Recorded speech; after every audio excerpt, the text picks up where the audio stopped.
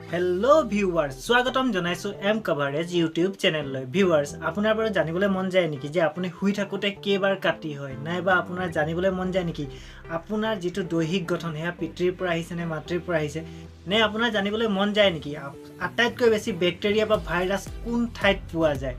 ঠিক আছে, যদি আপোনাৰ এনেকুৱা কথাবিলাক জানিবলৈ মন যায় তেনে হলে ভিডিওটো শেষলৈকে চাই থাকিব, কিয়নো এম কভাৰেজ ইউটিউব চেনেলৰ তৰফৰ পৰা লৈ অহা হৈছে আটাইতকৈ এমাজিং বিউটিফুল ফান ফ্যাক্টস। গতিকে দেৰি নকৰি আহকচোন ভিডিওটো আৰম্ভ কৰোঁ। ভিউৱাৰ্স, আপোনাৰ জানিবলৈ মন যায় নেকি আপোনাৰ দৈহিক গঠন ক'ৰ পৰা আহিছে, মাৰ পৰা বেছিকৈ আহিছে নে পিতৃৰ পৰা আহিছে। আপুনি যদি এজন পুৰুষ তেনে হলে আপোনাৰ দৈহিক গঠন অৰ্থাৎ আপোনাৰ উচ্চতা আৰু আপোনাৰ শাৰীৰিক গঠন, আপোনাৰ মাসলস কেনেকুৱা হৈছে, এইবিলাক গোটেইখিনি আপোনাৰ পিতৃৰ ফালৰ পৰা আহিব।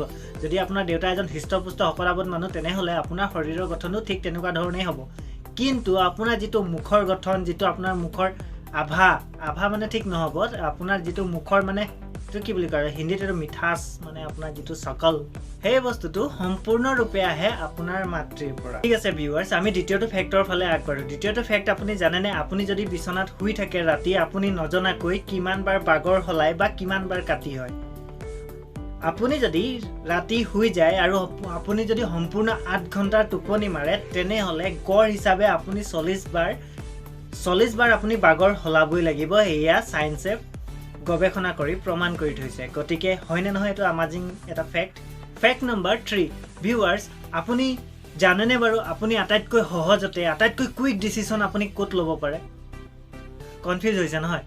আটাইতকৈ কুইক ডিসিশন আপুনি তেতিয়াহে ল'ব পাৰে যেতিয়া আপুনি ভিডিও গেম খেলি থাকে, অন্যথা আপুনি কুইক ডিসিশন ল'ব নোৱাৰে। যিকোনো এটা ডিসিশন লোৱাৰ আগতে কিবা কিবি ভাবি থাকে বা কিবা এটা এটো কৰিম নে নকৰিম এনেকুৱা ভাবি থাকে। কিন্তু যদি আপুনি এটা ভিডিও গেম খেলে সেইটো সময়ত আপোনাৰ ডিসিশন লোৱাৰ পাৱাৰটো বহুত বেছি বাঢ়ি যায়। গতিকে আপোনালোক যদি একজন বয়সস্থ মানুহ তেনে হলে নিজৰ সন্তানক ভিডিও গেম খেলাৰ পৰা বিৰত নাৰাখিব। ইয়াৰ লাভো আছে, কিন্তু অতিপাত বেছি নহয় বা এডিক্টিভ হৈ নাযায় গেম খেলাটো, তাৰ প্ৰতিও চকু ৰাখিব। আৰু সৰু ভাইটি ভণ্টিহঁত, তোমালোকক যদি ঘৰত গেম খেলিব নিদিয়ে তেনে হলে আমাৰ এই ভিডিওটো মা দেউতাক দেখুৱাই দিবা, অলপ হলেও গেম খেলাৰ সময় পাই যাবা।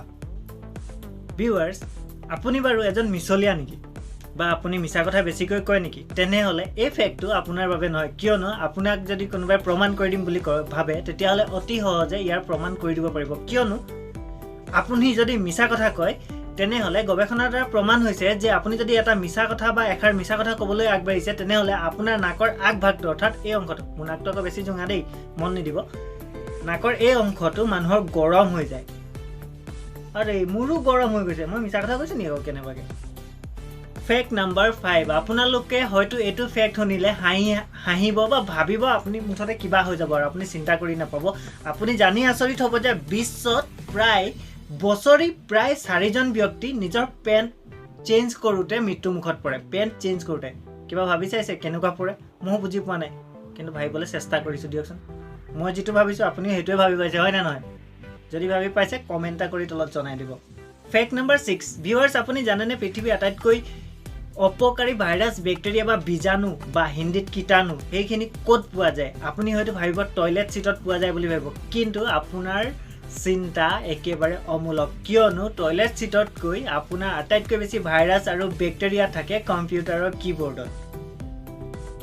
ভিউৱাৰ্স, আপোনালোকে যদি আমাৰ এই ভিডিওটো চাই ভাল পাইছে তেনে হলে অনুগ্ৰহ কৰি চেনেলটো সাবস্ক্ৰাইব কৰি থৈ যাব, কিয়নো সাবস্ক্ৰাইব কৰাটো সম্পূৰ্ণৰূপে ফ্ৰী আৰু লগতে লাইক, শ্বেয়াৰ আৰু কমেন্ট কৰিবলৈ নাপাহৰিব। ধন্যবাদ। আৰু পৰৱৰ্তী সময়ত নতুন এনেকুৱা ধৰণৰ ইন্টাৰেষ্টিং ভিডিও লৈ অহাৰ প্ৰতিশ্ৰুতিৰে আজিলৈ বাই বাই।